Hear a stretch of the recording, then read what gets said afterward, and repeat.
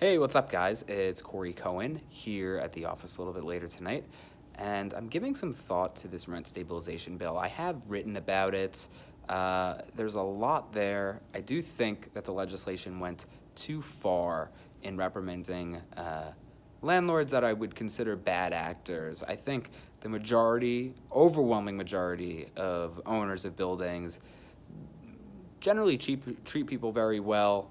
I think there are incremental increases in costs that do get passed along to tenants. We're talking about water, we're talking about sewage, we're talking about an increase in taxes.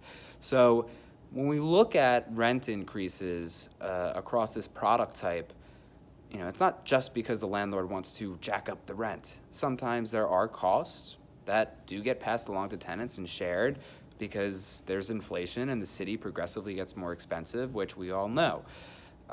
This bill, however, really makes it punitive for landlords to invest in their buildings and maintain them to a standard that we expect as tenants in the 21st century. So I think one issue I really take with it is the cap on the IAIs, which is the individual apartment improvements. An owner, or just imagine this scenario, a tenant has been in place for 10, 15 years, and they're living in an apartment that basically has the finishes from the 1970s. And I'm not talking new, trendy pink tile in the bathroom. I'm talking about ugly, awful, crappy pink tile in the bathrooms. I'm talking about appliances that are 25 years old that are in dire need of replacement. I'm talking about floors that are coming up that are in total disrepair. These things happen over time, and it's important for owners to invest in their units in order to bring them up to speed and incrementally raise the rents as well in order to pay for it. Right now, there's absolutely no incentive for landlords to do that. It's capped at $15,000, which barely renovates a kitchen. It doesn't even renovate a kitchen in these 1 and 2 bedroom apartments. So what we're really left with, we're incentivizing owners to essentially become slumlords, or people that just barely keep apartment buildings and apartment units habitable for the next tenant to come in, because you're not able to get the incremental increases that you once were under previous legislation that's now been nullified. So giving all this some thought, there are plenty of upsides for tenants, and even tenants that aren't rent stabilized. You're capped at 1 month security. You are limited in terms of the fees that you have to pay. So there's a cap of a $20 fee for applications to actually rent apartments, which is great for just regular people. But the bigger issue I see is that when you lose market rate apartments or rent stabilized apartments that are growing into market rate rents, which are a few $100,000 over the last 15, 20 years, it means that there's going to be less supply of market rate apartments for people to use, and for that would generally keep supply larger and keep pricing lower for those who are paying market rate rents. So I think there's going to be a reverse effect here.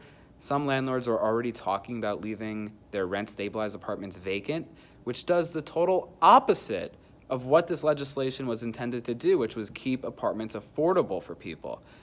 Now you're dissuading that. You are reducing the amount of supply.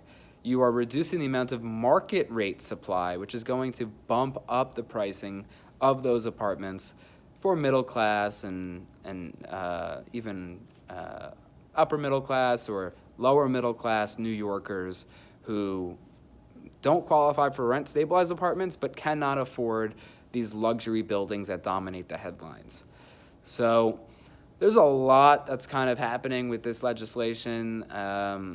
It's super curious. I'll definitely be monitoring it. I am afraid that the lack of investment in these types of buildings that need total overhauls is going to have a negative impact on neighborhoods that we've watched flourish in the last decade. Again, I'm thinking Astoria, Bushwick, Ridgewood, Red Hook, the Bronx, Harlem, all these neighborhoods where owners were investing in their buildings. bringing in nice tenants, people that are working hard, lower middle class people that got into the rent stabilized system and contribute and give back to their communities.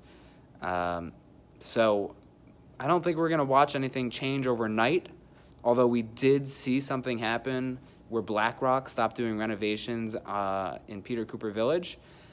But I think over the next 5-10 years, we will see a bit of deterioration in these types of neighborhoods.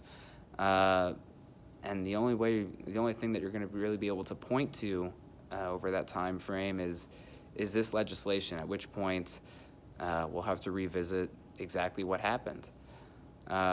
Anyway, would love to hear your thoughts on this. Thoughts? Give me a shout. You know where to find me. Thanks. Bye.